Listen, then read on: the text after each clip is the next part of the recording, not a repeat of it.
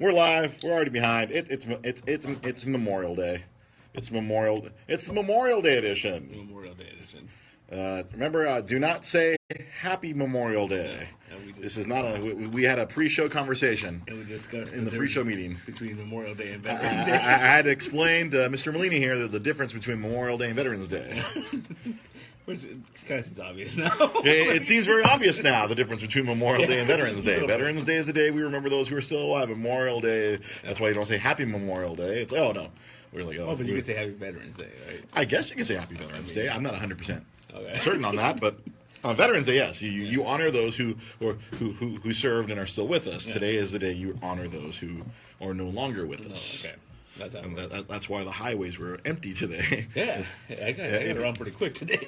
Yeah, a friend of mine, she drove from Ventura to Disneyland in like 40 minutes. Oh, wow. They were just flying down the Juan. So, hey, how's it going, Facebook? Oh, hold on. I have to do the show open. We're way behind. Okay, we're going to go quiet. Damn it, Sam!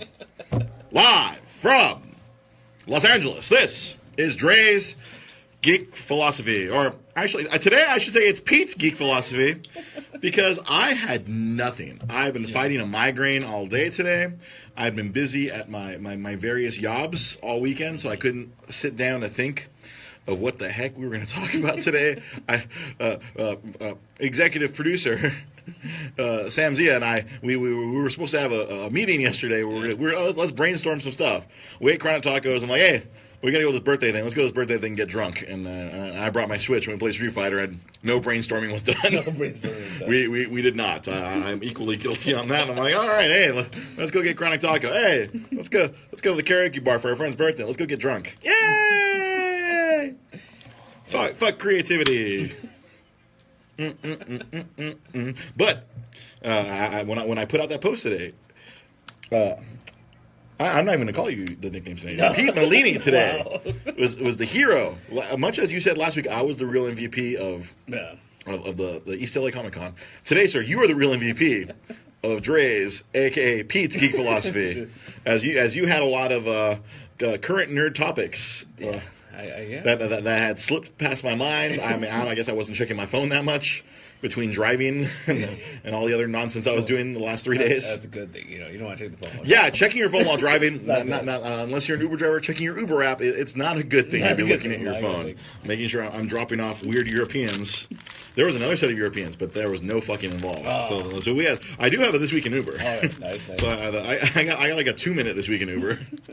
But beyond that, so you've rattled off a bunch of awesome ideas. I wrote it all on our pre-show on the Facebook Messenger because we have several pre-show meetings. As executive producer Sam Zia joins us. Hello. At the very empty secret podcast studios today. It's a holiday. Holidays are the best. Holidays are the best. It's great. The only problem is in the building they don't put on the air conditioning, so it's warm. Yeah, that explains why I feel slightly humid. Yeah, they decided not to turn on the air conditioning because there's not that many people in here, and people who are here are now in sauna mode, just like it was like at the bar last night. Hey, when we were at the bar last night, it was hot as balls. I did not need the alcohol to dehydrate. Yes. Clearly, holy shit! Now, after we sang Belle Biv DeVoe's "Poison," I was drenched. Yeah. Our friend Kat, she came over to her to give me a hug. I'm like, this is a bad idea right now. I'm gonna give you a fist bump because I am covered in sweat. I don't remember too much of last night. I remember singing and getting slapped during I Would Do Anything for Love. Yeah, you helped our friend Brian Swanson, one half of Fox Swan, because the other half of Fox Swan is in another continent right now. Yeah. And you helped him out with singing Meatloaf's classic. Yeah, Sam went up there and sang with him. It's this karaoke duo. They're out of control. They're insane. They have their own calendar. Nice. They put out their own calendar for charity and self-profit, or both. No, just charity? Oh, just charity. Yeah, this calendar. I was almost in the calendar that one time, but I didn't have a single shirt that didn't have some sort of like trademark thing. Some trademark thing. Like you couldn't have anything like. And these guys, everything I owned was some sort of I had a character on it of some sorts. I could was lead fortunate to be in one of them. Yeah, Nice. I think you and D-Look were in that same photo where it was those. I believe it was a car wash picture Wait, where they're like, I guess, well, they are washing a car. So these two guys, skimpies. yeah, while there are two hot women that are washing a car right next to them, and nobody's paying attention to them. Yeah, everyone's paying attention to these two dudes washing the car who are wearing Daisy Dukes. And these two hot women are like, the fuck? You're taking our business. It's a very silly calendar. Sounds like it. Yes, it is a sight to behold. But yeah, but Sam did some karaoke with them. And I took my Nintendo Switch with me to the bar because I finally have a game for my Switch. That's Street Fighter, Ultra Street Fighter 2, the final challengers. Nice.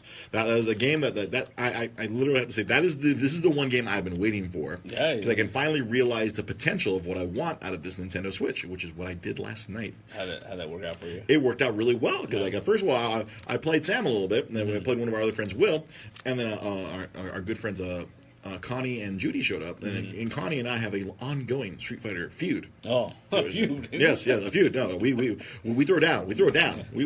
And so as soon as I saw her walk into the bar, I grabbed the Nintendo Switch and the two controllers. I sat down right next to her. I'm like, let's go. And because Connie, and because she's a boss, she grabbed a controller. She's like, "How do I do this?" All right, and then she won more often against me than not.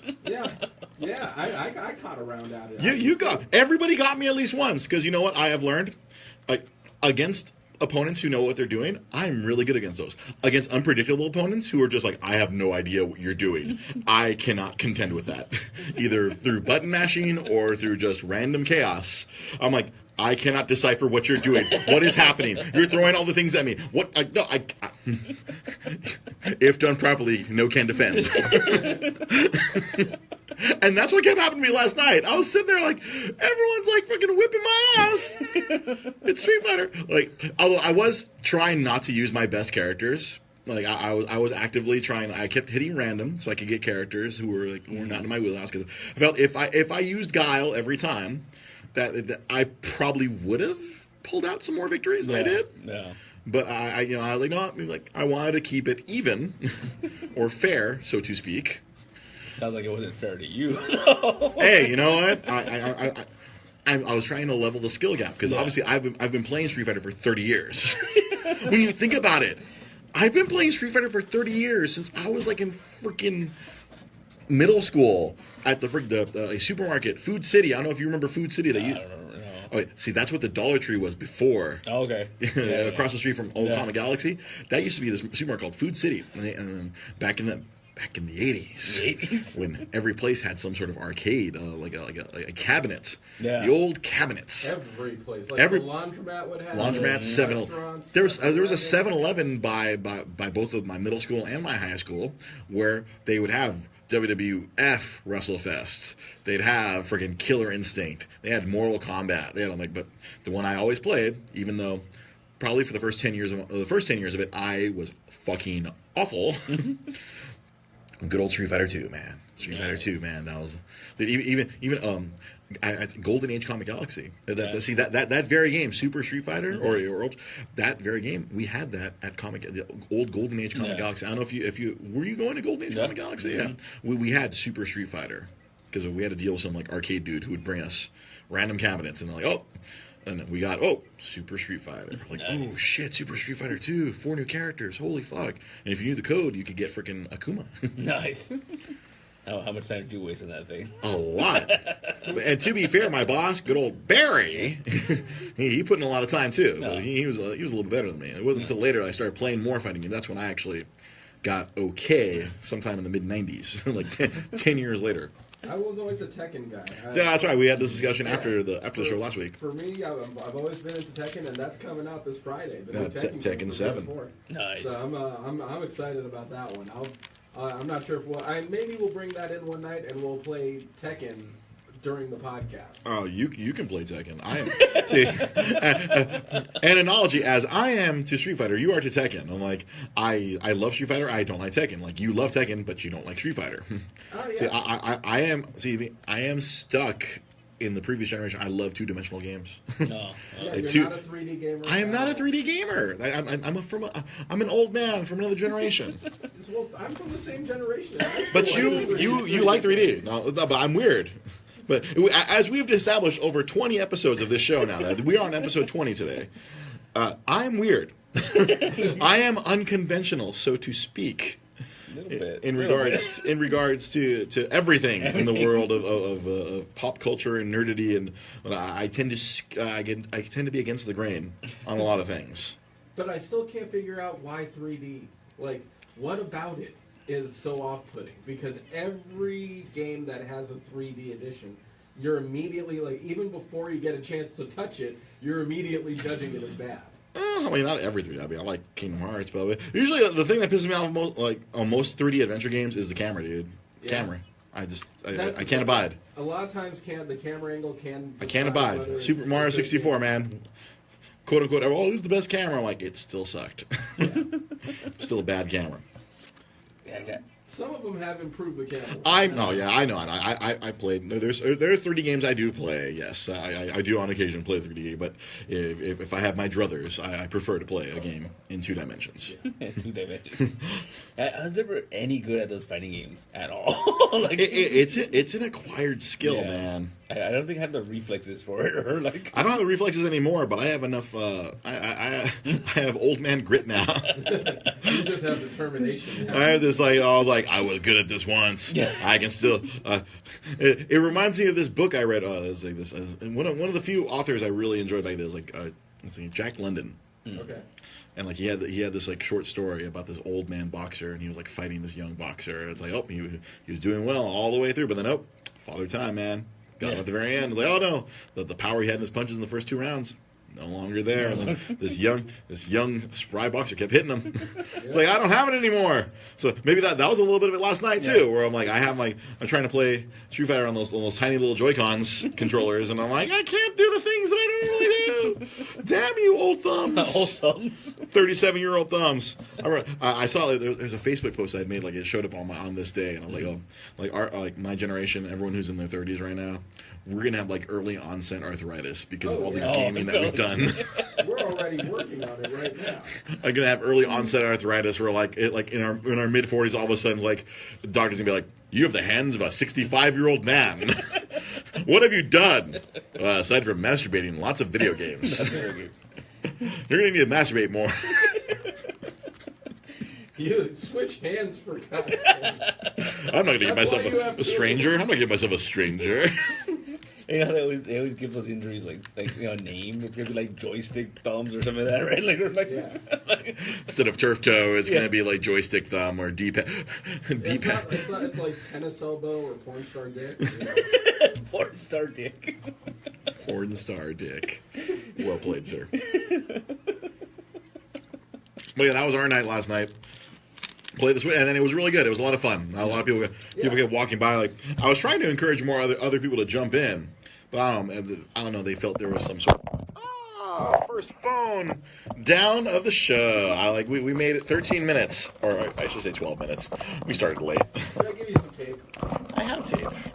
It's not good. Should I give you better tape? If you have better tape, I'll take it. I have some tape. All right. But yeah, so that was the thing that happened. Oh, that tape's not going to do dick. This tape will do plenty of dick. It's going to do barely any dick. Not porn star dick. Not porn star. So, all right. Because Dre loves tangents, we went off on a tangent there about our evening last night. Porn star dick tangents. Porn star dick tangent. So, Pete, what's the first thing you want to bring up here? Because since you're the real MVP today. Porn star dick. Porn star dick. We're not talking porn star dick yet. It's not Tuesday night, my friend. It's Monday night. When we're forced to do the Tuesday night show, when you yourself, the Lily Monster, and myself go to Monday Night Raw, when we do the Tuesday night show, that'll be porn star show. Yeah, that's for sure. We'll do it live from Sardos. Yes. So I guess the big thing, right, was the Guardians of the Galaxy Mission Breakout. That's right. Opened up this weekend. Oh my gosh! Disney California Adventure, the old Tower of Terror became the new Guardians. Yeah. And I know people who went to Disneyland and said this is the most empty they've ever seen it, specifically because everyone's Disney on the other California side. Adventure had all the crowd. 5-hour wait. 5-hour wait. I saw that. Ridiculous, One of my man. friends posted a photo, like 300-minute wait for that. I'm like, 300 motherfucking minutes. Good God. Yeah. That's Even on my best day, I would never wait in that line. That just seems ridiculous. I mean, like, I guess it was the first day though, right? Yeah, So but no, today is the third day, and it still had a 300. There's still a 5-hour line. Jesus. Well, it's a holiday weekend. I guess. Holiday weekend, like people, like I like a lot of Sam, friends, mutual friends of Sam and myself were down there today. Yeah. It's freaking nuts. Yeah. And from what I've gathered, it's like apparently it's there's a lot of different 70s music, and apparently you get a different song, or you could potentially get a different song every time you write it. See, Which that's is- the thing I've noticed with Disneyland. They did the same thing with the Star Tours? ride. Star Tours, yeah. And I remember when I went there for the company company Christmas party. Right? I got to ride it like 7 times, and every single time it was a different version. Yeah. So that's something that I like that they're doing. It makes it so you like It it's like with video games, replayability. Yeah, this 'cause gives you more replay. Because they're trying to encourage the people to get the annual passes to come back frequently. So I know people that have the annual pass, and like they constantly are showing pictures and videos and stuff of it, and I'm now going to start referring to them as annual pass holes.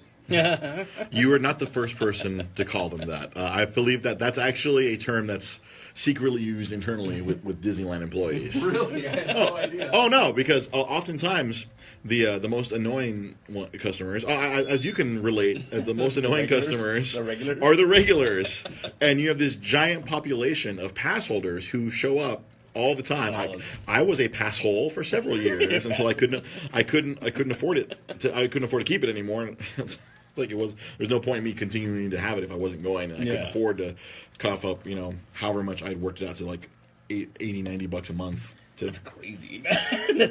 But if you go frequently, dude, it's totally worth It's it. what it's like over $100.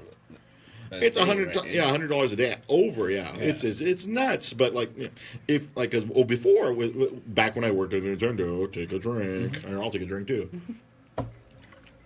Whenever I did lots of product demonstrations, I would get a lot of weekdays off. You just go, yeah.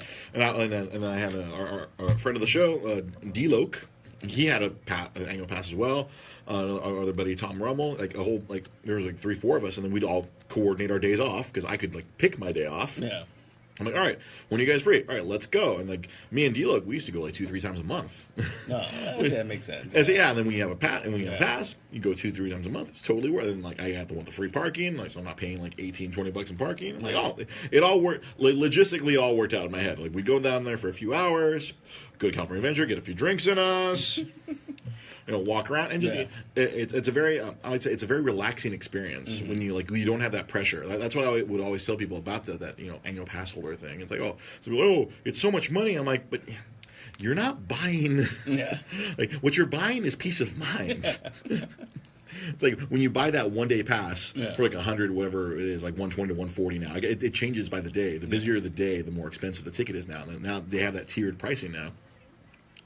And if you buy that one-day pass, so you and your friends all go together, it's you feel that pressure, you need to stay there as long as you can to get your money's worth. So you go there, you show up at buttfuck early in the morning, you stay until the evening, and you're trying to do as much as you can. You're waiting through all the lines, and you're driving yourself insane. Where when me and my buddy D would go, all right, we'd get a fast pass for either freaking Space Mountain or whatever. We literally had a routine. Roll in, we'd go get lunch somewhere else. we wouldn't eat at the park. No. We'd go get lunch somewhere in OC on the way there. We'd roll into the park around 11 or noon, whatever. Go get our fast pass for Space Mountain. So, all right, that'd kind of be our last ride of the night because at that point, the fast pass would be 4 or 5 o'clock. All right, cool. 4 o'clock pass fast. We walk back. We go to California Adventure, grab a drink, grab some alcohol, go get on California Adventure because the line would be 15, 20 minutes. Yeah. Boom, ride that a couple times.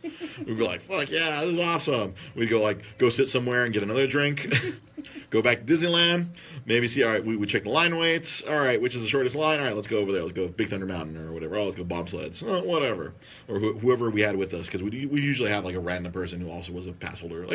What do you want to go on? All right, we go on that. And all right, 3, 4 o'clock, we'd roll around. All right, let's go on Space Mountain. All right, we're done. Let's go home. Okay. That's the way to do it, right? That's the way to do it. And then, or the other greatest visit I ever had, I remember it was a day I went down there just simply to renew the annual pass. and I ended up meeting a couple of friends, and it was a rainy day. Oh, so no one. Oh, like it was the perfect kind of rainy day. It rained like fucking crazy in the morning. Like it was freaking pounding rain, and by noon it went away. Yeah. But it was still gloomy, so there was the threat of rain. People. So there was no one at the park. Yeah. Like we rode everything twice. Nice. Like I got on rides I'd never been on. I was like, oh, now I know I never got on this ride. This ride sucks. But like we literally went around the entire park, rode like everything 2-3 times. And I remember it was just me because like my buddy D like, oh man, it's gonna rain that day. Fuck that shit. Like he wanted nothing to do with it. Our buddy Tom wanted nothing to do with it. I went down there and I met a couple other people, and we had like I was like best Disney day ever. We rode like Star Tours like 3 times in a row. Freaking like we got on Space Mountain and like we rolled in like, hey, you want like there was no one there. Like, hey, you want to go again? Yes, we would like to go again. Yeah, throw us right back in, please. So like, it's those kind of that's why people would buy an annual pass because because you have that convenience. But as you know, executive producer Sam Zia said there are pass holes. Yes. People like say all the people who are like kind of like humble bragging. I'm like, oh, I waited in line for 2.5 hours today and I got on Guardians. And then a friend of mine works in customer service there, and like usually it's always the pass holders. Like they cause the biggest problems. Oh, I would assume. Like, oh, I paid all this money to come here. Meow, meow, meow, meow, meow, meow, meow, meow, meow. I mean, it's kind of crazy when they start creating like events where they start getting all these pass holders that all come, on the same day. And... AP days, yeah. They've been doing that to try to kind of encourage people to get the more expensive annual passes. Yeah. But I've seen so many pictures of this Guardians thing, man. There's an animatronic rocket running around while you're in line. Oh, really? Some of the props that are on the wall look really cool, man. Yeah, so I'm kind of see right now. My timeline for Guardians of the Galaxy mission breakout. My timeline is like sometime 4 months after Star Wars Land opens. Because hopefully by that time I'll have a job that actually pays me okay. Yeah. And then everyone will be at Star Wars Land and Disneyland, and then no one will be at California Adventure, and then I could ride Guardians of the Galaxy once it's kind of like old news. That is my personal timeline in my head. Sometime in late 2019, when Star Wars Land is open, that's when I will ride Guardians of the Galaxy Operation Breakout. Until then, I still stand by my older. If I have to wait longer than an hour to get on a ride, it is not worth it. No, I'm right there with you. Mom, as I've gotten older, I value my time. I'd rather relax somewhere than just standing in a line and just be like, the fuck are we doing? I got all that shit out of my system when I was a young man. But from everything it sounds like it's a really cool experience. Yeah. It's supposed to be a huge. I love Tower of Terror. That was one of my favorite California Adventure rides. It was. Although I like being thrown around in an elevator. What can I say? I'm a control freak, but sometimes when that control is ripped out of your hands, you're like, oh, what the fuck? This is insane. Did you see that video? It was like, I don't know what. Oh, fucking Sam Rubin? Or no, because there's different reporters who are losing their shit on the ride, right? Yeah, I saw a random one. I don't remember. Like some guy from another. What do you mean by losing their shit on? Oh, they can't take it. Or figuratively? Oh, figuratively. No, they're not emptying their bowels. They're like our local shitty entertainment person, Sam Rubin. He went on the ride and like they showed it on the morning show, and he could not take it. Like he was like freaking burying his face in the co-host, like whatever the other person from the station. He's like, he was completely just not having it. Wow. It was hilarious. Everyone who hates Sam Rubin should watch that clip because you would be immensely amused at like you would think it was the old Tower of Terror, considering how scared Sam Rubin was. And then apparently there's another one from like some other guy from another station where he was not having it either. It was just like he looked like he was gonna pass out. Dude. Yeah, it was that intense. Huh? Yeah, or where because. Like I said, like it's a ride where you have no control. You're being thrown up and down and up and sudden ups and then humongous drops. Yeah. I mean, it was the same thing with the Tower of Terror. Exactly. Why were they? I feel like Sam Rubin or they probably a lot of these people probably have never ridden an elevator ride like this. They probably didn't know what to expect. They had no clue. They just thought, oh, we're going to sit in these little seats and the Guardian's going to talk to us and we're going to hear some rock music. Surprise, motherfuckers. This motherfucker goes like 4 stories into the ground. Awesome. Because the thing's already tall. But what a lot of people didn't realize is that motherfucker went down and throws you back up. Like, so you're experiencing like 7-8 stories. Like you see it's about 4 or 5 stories up, but it goes down into the ground about 3-4 stories. Yeah. So wah, up and down, inside and out. Like you're just like, I think I was like, oh, hold. Is this drop ever gonna end? Yeah, like back the tower, it did feel kind of endless sometimes. And like my favorite was it would take you all the way to the top. You could like they'd open the door, you'd see all of Disneyland, and they're like, wave goodbye. Yeah. Yeah. And I've been skydiving before, and shit like that scares me. Well, I think it's just bouncing around, right? It's a lot of it is about you're up, depending on your level of queasiness or how well you handle that kind of stuff. I think If you have a weak stomach. The videos are trippy because you see like there's a person sitting behind the reporter. She had like long hair, and it doesn't look like it's moving, but you see her hair going up and down, up and down. Wow. You just imagine how fast that's going. Oh like, no, yeah, no, that ride does not fuck around. Yeah. Like, if the Imagineers did any tinkering and fucking increased the speed, that would be cool if they did. They tinker everyone I've been reading on Facebook. Everyone's Imagineers did a great job. They forget, hey, this ride is amazing, and nice. like there's all sorts of different rock songs from the 70s. Textbook Guardians of the Galaxy. So also, we got another fun thing coming up. We mentioned Tekken coming out on Friday, but also, last Friday we had the Pirates of the Caribbean movie come out. This Friday we got Wonder Woman. Wonder Woman, yes. I'm extremely excited for Wonder Woman personally. Yeah, same I am personally. too, for sure. A lot of people were complaining. You mentioned the marketing of the movie. Yeah. They were catering towards people getting thin. Yeah. But then I walked by the Cold Stone right down from me, and they're doing advertisements with Cold Stone too. So it's like, right. Be thin or be fat. There is no middle ground. Yeah, no, yeah. This is something that we've talked about this in other meetings for the show. Where like some of the marketing has been very questionable for Wonder Woman. Where like it's a lot of feminine hygiene products. Yeah.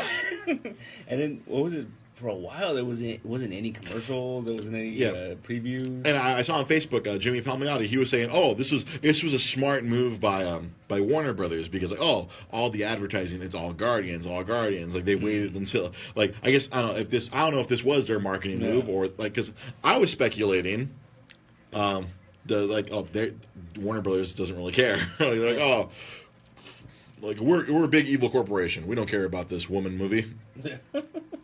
But yeah, Jimmy Palmiotti on Facebook, noted writer for DC Comics, he was saying, this was smart on their part. They let Guardians take up all the airtime, and now they're spending their money because now we are a week out, and now we're starting to see a lot more stuff. But everything prior to that, your lovely girlfriend Joanna pointed out in the tampon aisle. That's where your marketing for Wonder Woman was. Like, no. And I remember I was kind of annoyed. I'm like, no, they should treat this like what. I hate to be a feminist here, but it should be treated equally like every other summer blockbuster where you see the freaking the kids meals and the posters everywhere and the promotion on your freaking potato chips and freaking cereal boxes and everything. And because this is a woman focused movie, I feel like maybe we have to advertise this differently. Like no, it's a superhero. Just because she's female doesn't mean you don't try to market it the same way. You put that shit out there. I mean, now we're getting it now, but around the time of WonderCon, there was one billboard off the 57 near Honda Center, and that was it. And the place is called WonderCon. So WonderCon. You would think You would think the easiest marketing opportunity ever. Yeah. But no. Yeah, the one thing I did like, though, I walked by. I was in Target the other day, and they had swords. Oh, really? They had her sword. Which was I was kind of like, that's cool because that is cool. That's the shit I'm talking about. Because up until a couple months ago, remember I think I told you all I was able to find in Wonder Woman merchandise was kind of those knockoff Barbies. Oh. And now I'm seeing action figures. Now they have the swords, they have the shields, they have the See, and that's the thing. Most movies they put that shit out months in advance. You get spoiled. You get spoiled from the Lego sets. Yeah. I remember Iron Man 3, there's a bunch of spoilers for Iron Man 3 because the Lego sets came out months in advance. Yeah. And all this stuff they've kind of held off, or I don't know what the strategy is, or why they tackled this differently. Maybe it was a reaction to the way people were complaining about how there wasn't a lot of stuff out there, Well, that's but if the shit was already ready, this isn't a reaction. This is them just lagging behind. I mean, I'll buy the argument that that maybe they were afraid they were going to get freaking overwhelmed by Guardians. Yeah. granted, that would be a fair, logical argument. They're like, okay, no, you know what? We can't stand up to Guardians of the Galaxy, so we're gonna hold back all this stuff because the swords. I mean that shit. That shit has to get planned months in advance. Yeah. It's not a reaction. This shit was clearly ready, and they waited till the last second. Yeah. Like, no, I mean, why is this? The other thing that came out this week regarding that movie is like Alamo Drafthouse. They're doing the women's only screenings, and that's cool. Yeah, you were trying to encourage a demographic. And did you see too? It's complete. And they're talking about like projectionists, the people that the ushers. Everyone working at those screens is women only. Yeah, and apparently there's some friggin' misogynists out there who felt threatened. Yeah. Like, people who are threatened by this, like, oh, we don't have any men-only screenings. I'm like, it's like every dude movie. There's already men-only screenings. Like, a lot of dude movies have come out, and yeah, it's kind of already like... Yeah. No, I see this as a good thing. Like, we're encouraging, and we're being inclusive, not exclusive. It's like, all right, cool, females have a freaking superhero. Like, this is going to be a good superhero movie as opposed to Elektra or Catwoman or Barbed Wire. Barbed Wire. Like, all these, like, not good freaking, like, bad attempts at a female-led superhero movie where, like I said, the MVP of Batman vs. Superman was Wonder Woman. Yeah. She has her own movie. It's going to be focused on her. Like, I was not I remember like before the movie came out, like, who's this guy? Like, the model from Fast and the Furious is gonna be Wonder Woman. I'm like, come on, what the hell? We couldn't find like an actual actress, but she owned it and she was freaking awesome. Yeah. And I will say I was wrong about her in the lead up to BVS. And then like I said, she's the real MVP of that movie. Yeah. And now she has her movie out. And everything I've heard so far is positive about the movie. Like, we were getting like all these awesome positive reviews about it. So it makes me feel good to throw down my money, this week to go watch it and freaking be like, yes. Yeah. A good DC movie. Because inherently, I'm a DC guy at heart. Same but here, man.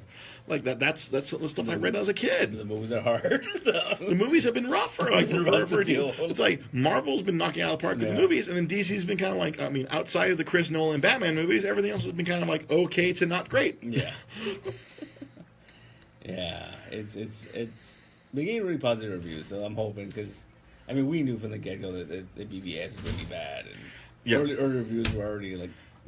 Showing that, and then Suicide Squad was not great either. But now this is the great hope for the for the DC movie universe. Yeah, I saw a meme the other day. I don't know what comic it's from, but it was a panel of Wonder Woman carrying Batman and Superman on her back, and she's like, "I got this." I got this, guys. I'm gonna put I'm gonna carry the DC shared movie universe on my shoulders. Well, I would think after the recent failures of the movies that they've put out, this might be one of their last chances to really garner a lot of positive vibes. No, seriously, no. This is probably this is their best chance to kind of counter the negativity towards their movies. Yeah.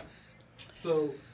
And then they're going to flush it down the drain when Justice League comes out. Did I say that out loud? From what I'm hearing, Wonder Woman looks fantastic. Yeah, everything is positive about it. I can't wait.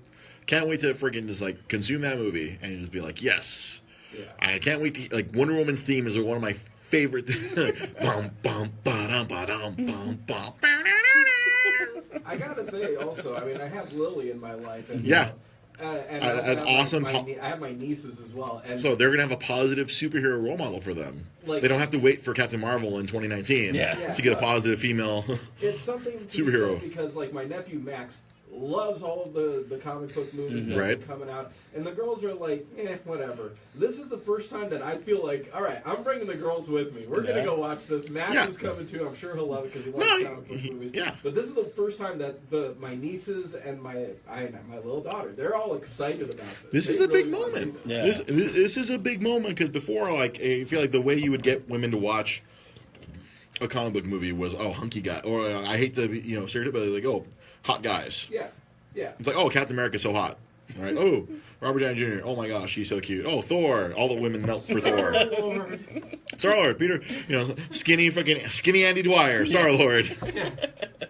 But now, like, this is something where, like, this can be equitable now, where it's not just they're not showing up for eye candy. They're showing up because it's going to be a positive influence. This is something, because this is more important than people realize. Oh yeah, and they beat Marvel to the punch because Marvel could have. Yeah, Marvel's been, They could have done something. They've been. I mean, well, to play devil's advocate, I mean, Black Widow. I don't know if a solo. I mean, content wise, like, to try to make a compelling story with just Black Widow, I feel like that would be a challenge. Yeah. I'm sure somebody could. I don't doubt that it's possible, but to like, I think it would be something akin to like Ant-Man, where they kind of have to like add in a lot of stuff or like make it very humor based, but like, Black Widow is very much deadpan humor. Like, she's hilarious in the Avengers movies. Yeah. She'll drop some good one-liners, but it's mostly deadpan humor. Yeah. Like, you can't punch, like, you can't do an hour and a half of deadpan. Like, the history of the character: she's a spy. She kills a shitload of people. I feel like that would be like a different kind of tough sell. Like, I feel Wonder Woman is probably going to kill a bunch of people too. Oh yeah. Wonder Woman's going to kill a lot of people. But I feel like, but it's different for that because she's a Greek goddess of she's uses violence to enforce peace. Yeah. So that's where I'm really, because all this positive, things about the movie, I want to see how this worked. I mean, I'm curious. I followed Wonder Woman in the comic book. She's always been a part of the Justice League. I'm a big Justice League guy. Mm-hmm. And it's funny, like I hate to say one of the first Wonder Woman comics I got. Like, remember we talked about before, how Costco used to sell like those extra, those big 20 packs of in the mid '90s. I remember one of the first Wonder Woman issues I ever owned. This is like, I don't know, it was this post-crisis, pre-Zero Hour. Oh. So Wonder Woman was working at a freaking fast food restaurant. Oh yeah. You've seen this in your back issue bin. Yeah. And that was one of the first things ever, and I thought that was unusual. Like she had given up her title as a princess, and she was banished from the island or whatnot, and so she had to go earn a living. And I was like, what in the, like, even young me was like, what am I reading? Yeah. Like, she's working at the whatever fast food equivalent of McDonald's is. Oh, the W. Yeah, the W instead of the M. Yeah. Like, not Big Belly Burgers, but whatever. And I was like, what is, and I think back to, like, I was thinking back to it this week as we led to the show, and then I'm going to be going where I'm going to meet up with a bunch of comic book friends where we're going to discuss Wonder Woman after Wonder Woman's come out. And I was thinking about that. I was going to, like, oh man, I got to tell that story about, like, that first Wonder Woman comic I read or the first Wonder Woman comic I owned was this weird one where she, like, she worked at a fast food place. She worked at a fast food place because she had to earn money. She lived in this shitty little like studio apartment that she rented from an old lady. Yeah. Well, they always used to do that weird stuff with her. Remember, they took her powers away and she like knew karate or something. There was that whole era. Oh, was that one when they put her on black leather? Yeah. They gave her powers to Artemis. Yeah. Artemis was the new Wonder Woman, and then they 90'd up Wonder Woman. Yeah. Put her on black leather. But I wonder with one of those characters, like, if you think about it, like, her costume really hasn't changed much since she first started. I guess that's true. I mean, well, like back in the original, like, the OG, like, Golden Age Wonder Woman had the skirt, but then they modernized it to more of the kind of like warrior swimsuit. Yeah. The onesie. Like, a onesie. Yeah. Or a romper to use the stuff A rompette. A rompette. Yes. And then, a warrior rompette, an armor rompette. But then remember that there was that whole weird Jim Lee redesigned her, and he put her in a leather jacket and like in jeans, and then like that didn't last at all. Like no one liked that. That's right. I forgot about the like. What was the awful thing there? It was like Soccer Mom Wonder Woman or something. Yeah. Like, oh, what's next? She's gonna drive a van? she's gonna show up to Justice League meetings in the van. All right, guys, I'll drive you. Yeah, that's right. Jim Lee did do let's update Wonder Woman. Yeah. Put her in jeans and a leather jacket.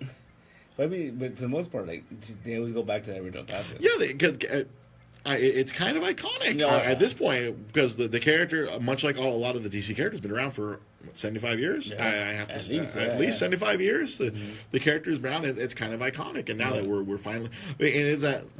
I feel maybe that's also due in part to the show in the 70s. Yeah. Linda Carter. Yeah. Beautiful yeah. Oh yeah.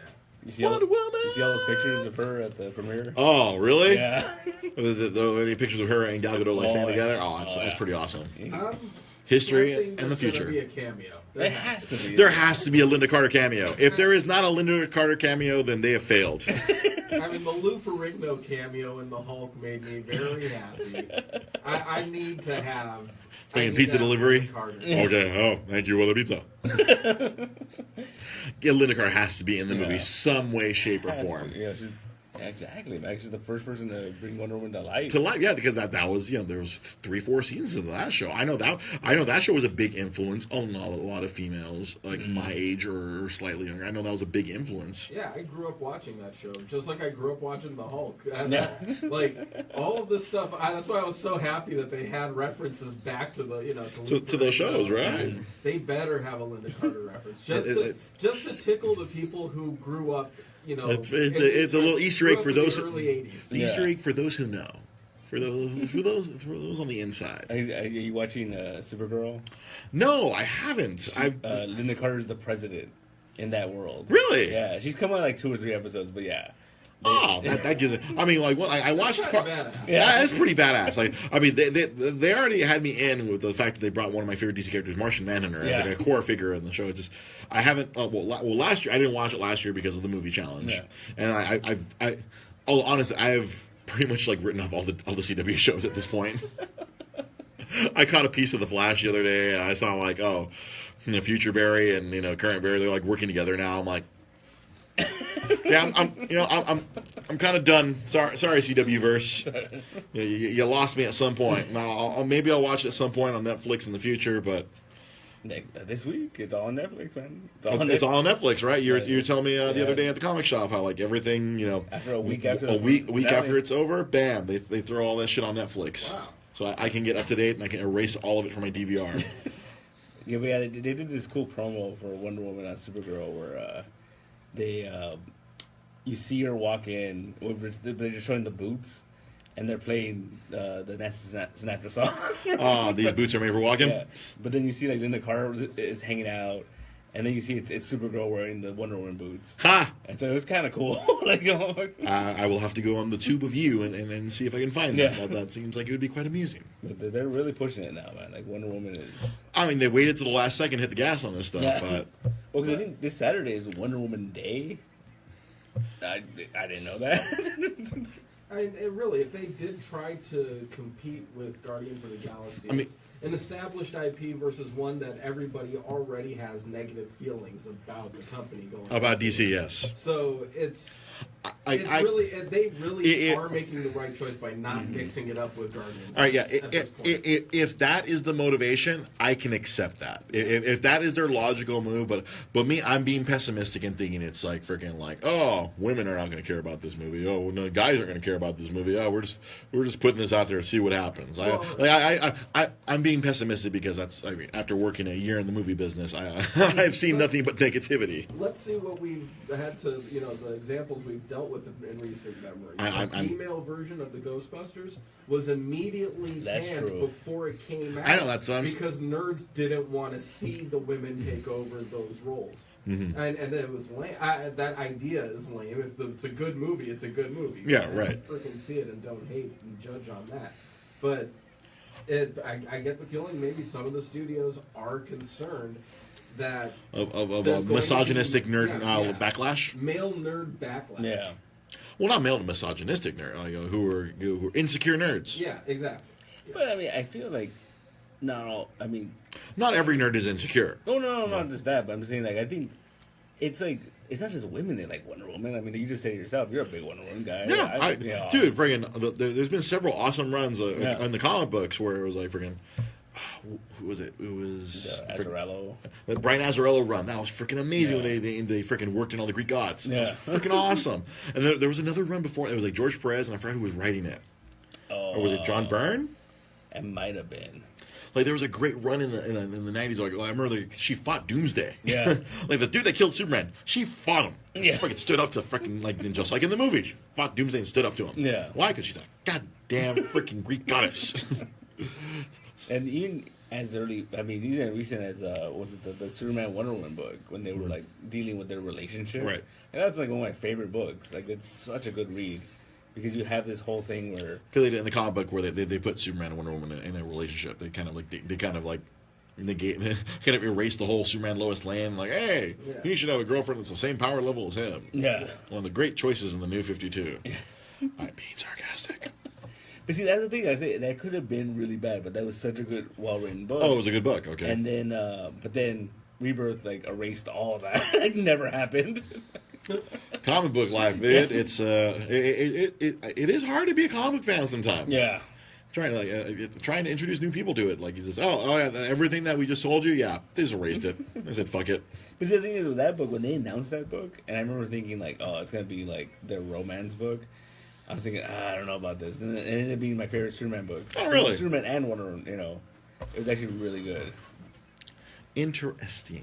But she's had like an interesting history where There's been a lot of good stuff. yeah. I remember back in Infinite Crisis that she killed Max Lord. Yeah, Like, she snapped snapped his his neck. neck live on the internet. Yeah.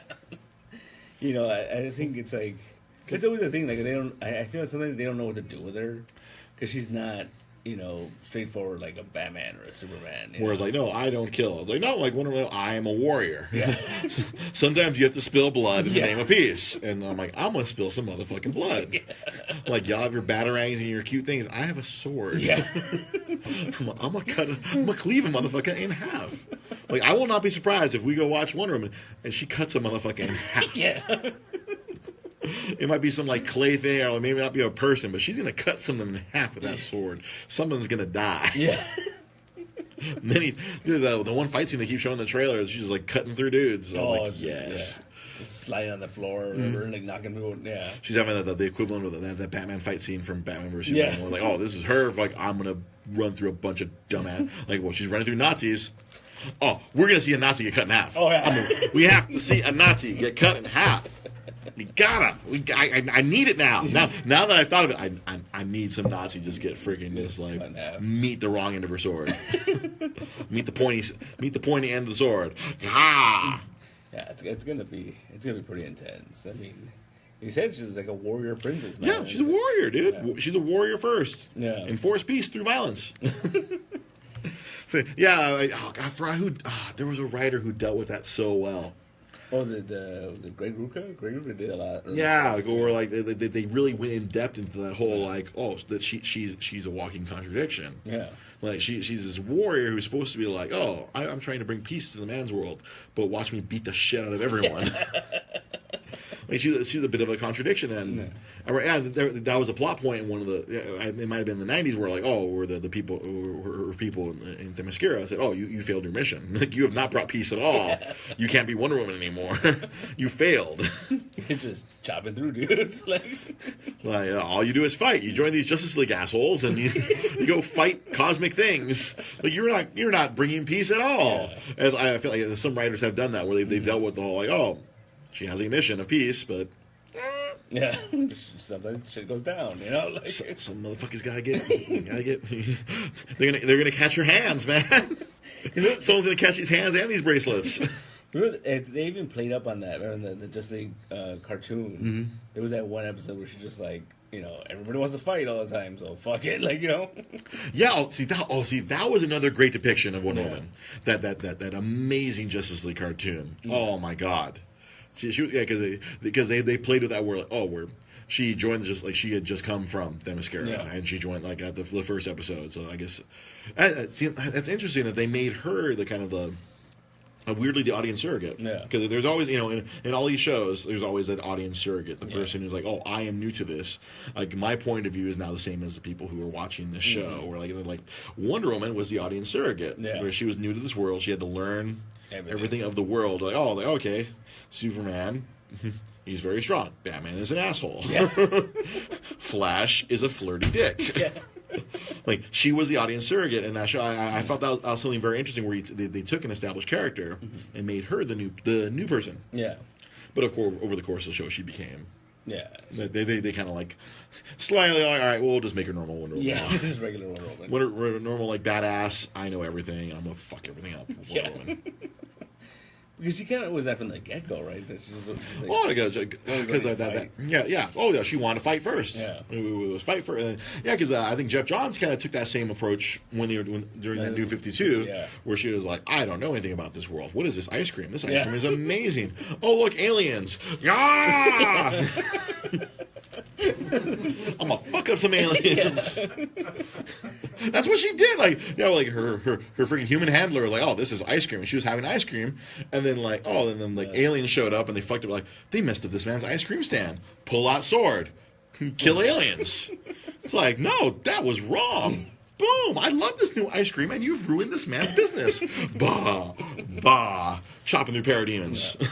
I remember there was during the Jeff Johns run, he did a thing where Batman it was kind of a take on that story of Batman coming up with ways to beat them, right? If he has to, and he couldn't figure out one for her. Couldn't figure out one for her, and he tells Superman, he's like, because they had just gotten together, and so he tells Superman, he's like, I don't like this idea because if she ever goes rogue, you have to take her out. And he's like, I don't even know if you can do it. Like, she's pretty freaking strong.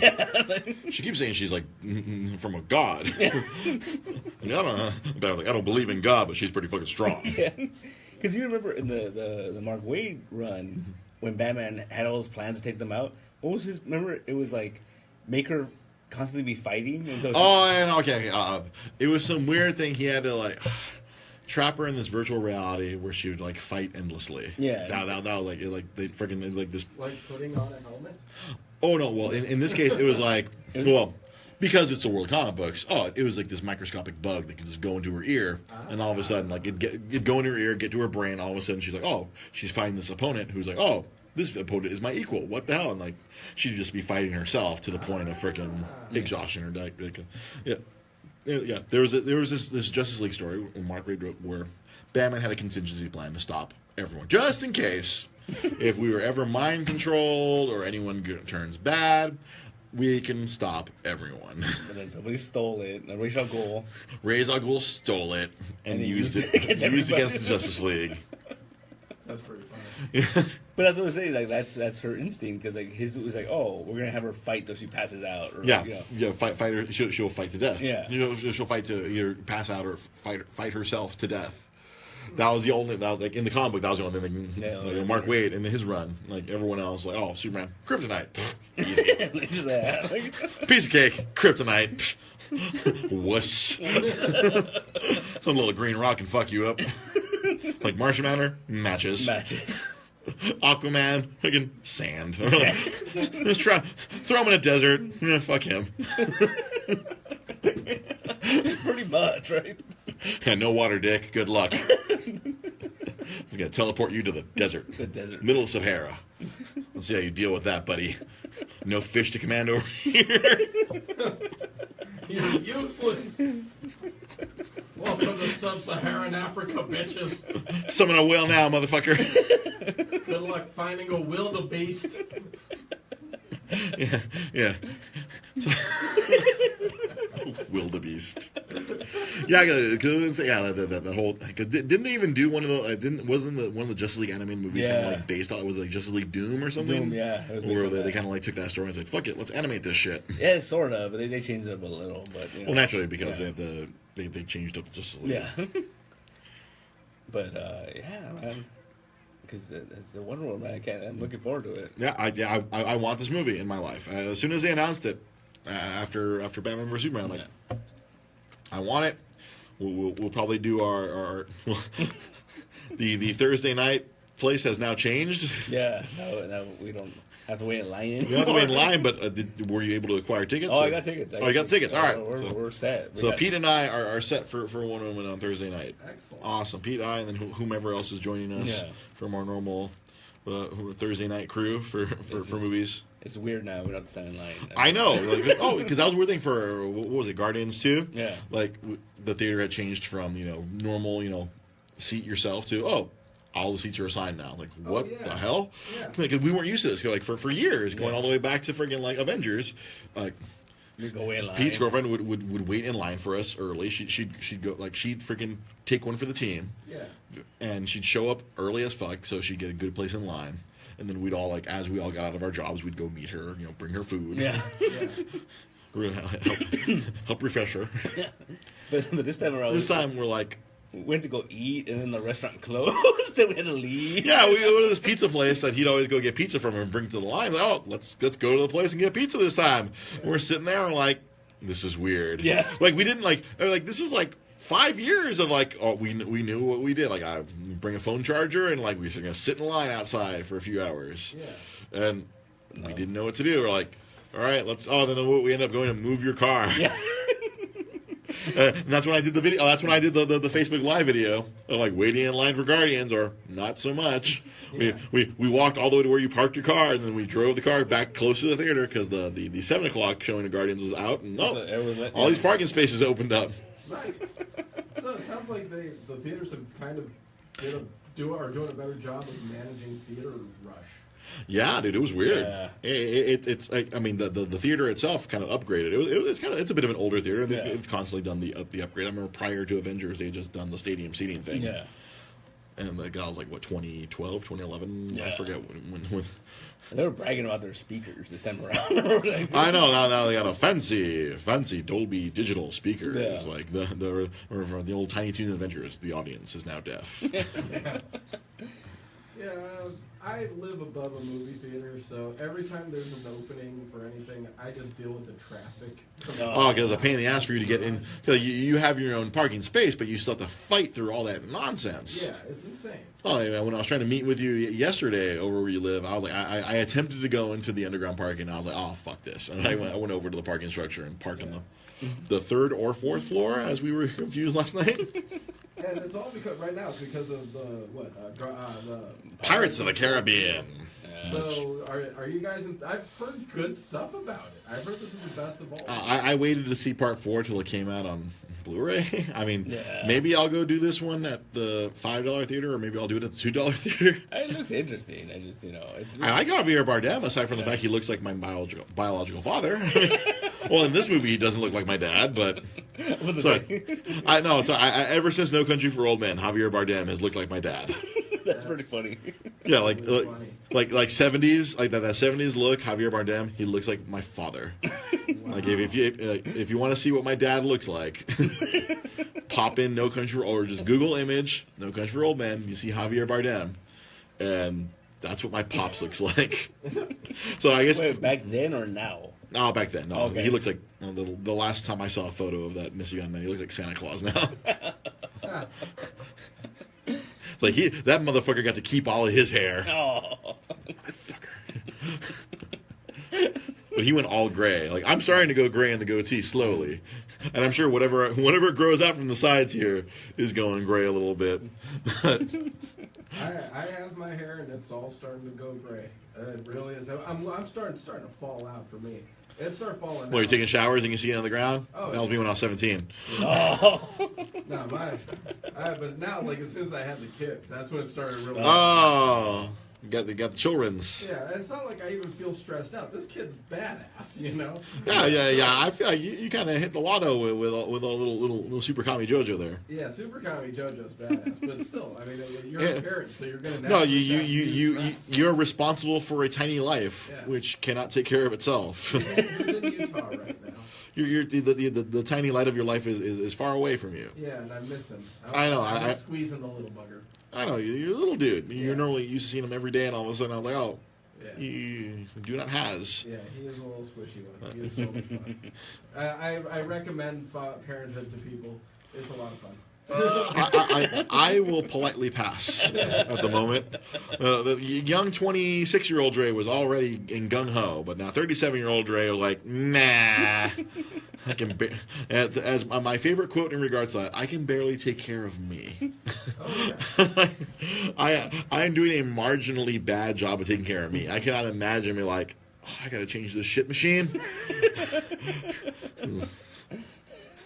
Even when you're the parent, You're a shit factory. Yeah, no, it is a shit factory. but that's the thing. For me, I'm like sitting there cleaning up the shelf, and like I'm not even hating on it. Well, no, naturally, because that's your little dude. Yeah. Because I mean, it's so much. I can't even hate. To make a Doctor Who reference, are you trying to say that a baby's buttholes are little TARDISes, or they're bigger on the inside? The anus of a baby is bigger on the inside? I'm not talking about baby anus, dude. I'm just saying. I'm talking about how much shit my kid makes. That's what I'm saying. They're bigger on the inside. Like, where does it all come from?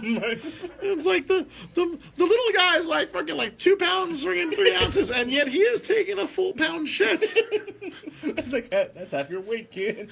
There is a space, there is a wormhole to a shit galaxy inside every baby. It's like one the oatmeal has an amazing comic where I guess I'm sure the dude who draws the oatmeal, he is not one for children. It's like this parent is holding the baby and it's just shitting and crying, and it's like, oh, parenthood is the greatest thing ever. It's just up to waist, up to their neck, and like, what the fuck? little shit factories is like crapping it out. Yeah. But when it's your little shit factory, well, yeah, it's adorable. Well, no, naturally, yeah, you did that parental instinct It's of like the you. cutest shit ever. Oh. See, maybe I would turn to Drax. I'm like, oh yes, that's an impressive shit. Exactly. That was a magnificent shit, little one. That's exactly what you do as a parent. You become Drax, and you're just like, yes. Oh yes, son. This is a massive stool bowel movement. Or you turn to Ron Burgundy. I'm not even mad. Exactly. I'm impressed. I'm impressed by this. Exactly. You're half Drax, half Ron Burgundy. I'm not even mad. I'm impressed. Yes. No, Very but good. see, I don't know if I could deal with that because there was a Facebook video going around in the last few days where this video is contraception. This video is to prevent you from having kids. Where like The dad trying to clean the diaper. the dad trying to clean the fucking shit hose that fucking drenched the room. Like his daughter was freaking. It was The Exorcist, but out the butt. Yeah. Oh my god! Like there was shit on the walls. It was like pop copy from Chappelle's Show, except not on purpose. Have you ever held JoJo whenever he shits? Is it like a fireworks explosion in his ass? You gotta ask Lamar. Lamar knows this feeling. What, It like- feels like a wave crashing. Oh. Okay? Now, my brother held him 2 days ago. My brother, he goes and my brother's like convinced he just shit like a brick right now. We go and we open it up and it's just fart. The kid's farts are more powerful than other baby shits. He has 3 kids. He knows how powerful that is. I have a new nickname for your son. Gaseous Clay. Oh yeah, no, that's it. He is a gaseous. No, Gaseous Clay. like, and he'll do it. I'm the prettiest and I'm the loudest. And he'll laugh at you while he's doing it. That's the best Of course he part. does. He's a Zia. He's gonna laugh and fart at the same time. He's like tee hee. Not silent. Definitely deadly. He is awesome. Really, I'm impressed. Every day I'm more impressed by exactly like what this kid can do. He's so But awesome. he is your son. Like, the picture of him in the hat yesterday. That is your boy. Yeah. That- Yeah, that's that- my that- little man. That is your boy through and through. We made it with no preparation. We've sat here. This is very much like anytime you and I hang out at the comic shop. Right. We hence like the why we do this podcast. Yeah, exactly. It's like we've had these conversations for longer Yeah. with no microphones. It's just us sitting around a comic shop having these conversations, and inherently that's what this podcast is us, Yeah. bringing our nerd conversations and recording them and having people mock us. But we didn't have too much mocking because there wasn't too many people watching today. Holiday, man. It's a holiday. I'm going to just chalk this up to a holiday, chalk it up to my migraine, chalk it up to hangovers, chalk it up to whatever you want to chalk it up to busyness. So. Yeah. Let's wrap this. I keep meaning to do shows during the week, but like driving Uber. Oh, this week in Uber. All right, so real quick. Okay, go for it. And nothing. I mean, I can't top That's last week. Yeah. No, there's nothing short of like a woman giving birth in my car. There's no way I can top last week. Like, I'm pregnant. Take me to the hospital. Well, fuck my life. I'm about to have afterbirth all over my car. I don't think I can charge this back to Uber. So last what was this Wednesday? I decided I'm going to drive during the day because I don't want to repeat of Sunday night. I'm going to deal. I'm like, I don't like dealing with daytime people because daytime people can sometimes be more difficult than drunks. Drunks, sometimes you can just, Jedi mind trick. You can Jedi mind trick a drunk. Yeah. But like these daytime people, I pick up random dude, Pasadena, boom, LAX. Like thunk, 4 o'clock in the afternoon. Why? Hour and a half later, we get down to goddamn LAX. Damn. And then I don't know if they've moved all the terminals around. Oh. They played musical terminals. Everyone's in a different place now, so it's just chaos down there. Drop off this dude after an hour and a half, but I get some good change out of this. I got about like $25-30 out of that ride. Cool. All right. Yeah, making $15-20 an hour. Yeah. This is a good thing. And so I say, I'm down there in the LAX area. I'm like, all right, fuck it. I'm going to go get in line because they have a whole thing where you have to get in line to pick up someone in LAX. And it's cool because apparently I jumped ahead of them. I just drove into that area. Apparently, I see all these Uber cars kind of parked. I drove into the area, and the app's like, oh, you're ready to go. Boop. Gave me someone. I was like, fuck y'all. Sorry, buddies. I got one. Fresh fish. I was like reeling it in. Go pick it up. LAX to freaking Venice. So I got to go up the one. At 5-something in the afternoon. Oh. My life. I get up to Venice. I drop off this nice lady. She had her dog with her in her little dog carrier. Drop her off at some pet store because she pick up. All right, cool. Go through Venice. Pick up some other person. Real quick drop. So I'm in like that Venice area. Pick up these 4 big European dudes. Oh. Hello, we're from. I don't know where the fuck they're from, but they're loud. They're tall. They're they're of the Nordic variety, like a bunch of Thors. Scandinavian. I don't know. Norway. I had 4 Thors get into my car. Well, 4 skinny Thors. Copenhagen. They might be neutral, Swiss. They get into my car. Got them Hollywood. Oh. What part of Hollywood? Like freaking deep, like up, like around Franklin, like the top of Hollywood, like going towards like Laurel Canyon, or like right. It was very close to the UCB theater. Okay.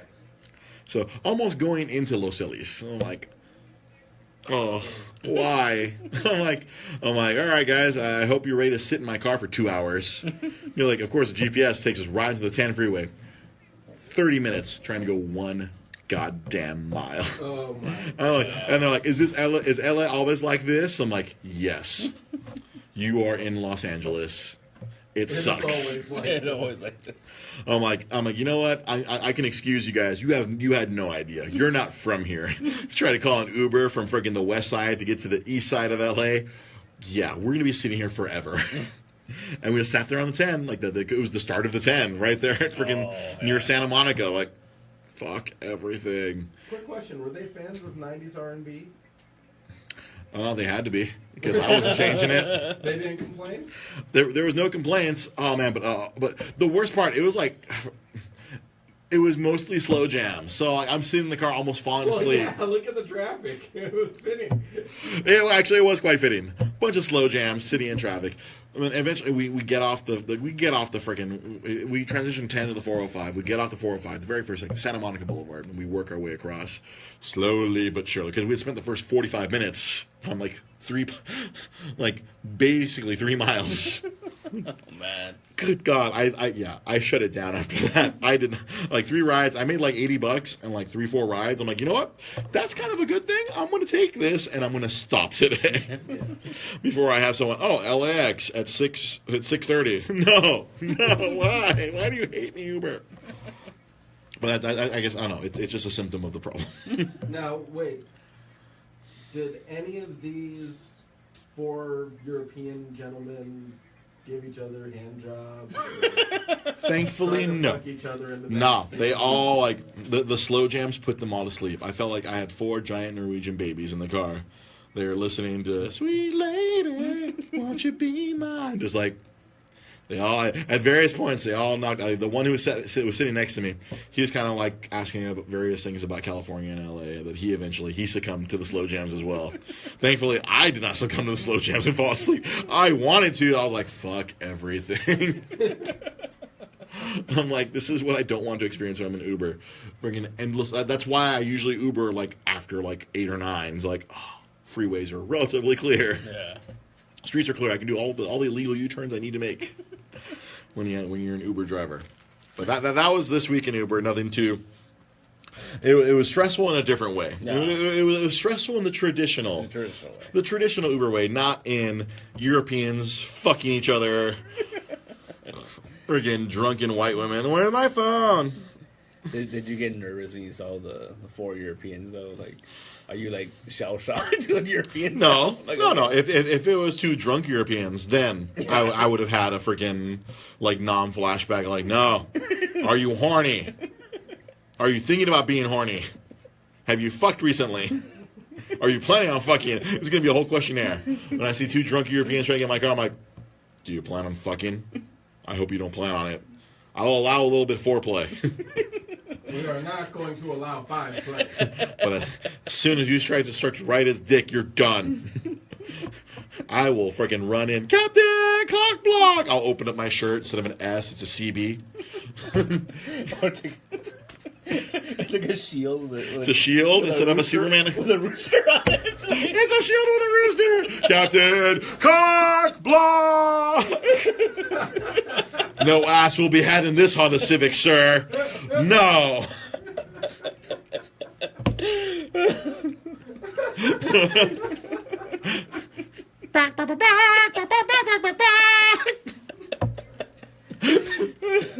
If you remember, what's it called? Monty Python and the Holy Grail. What's it called? Sir Robin's shield was of a chicken. He had the cock blocker shield. He had the cock blocker shield. Yeah. Next time I see some people like, getting a little too frisky. See, that's the thing now. If anyone gets frisky, because I've had people make out in my car before, and I allowed it. No. I think there might have been a hand job. There might have been a hand job in the car before, and I kind of allowed it. I'll allow it. But when that woman put her hands on this, and I saw her going up, I saw like, because she was wearing a dress, so she just lifted that shit up, dropped her panties were probably already on the ground at that point when he was going down on her. Just, I was like, nope, no. This will not be allowed. No. I will not have any baby batter flying around in my car. Only baby batter can fly in this car is my car. My baby batter. Oh Lord! See, we always got to end on a strong sexual innuendo at the end. Yes. For my team, your deep, hard, penetrating team. My deep, penetrating team. Pete Malimi, Sam Zia. Yeah. I'm your host, Dre Cervantes. I don't know if you want to get in frame or you're too tired over there. I'm coming. Give me a sec. He's coming. He's coming.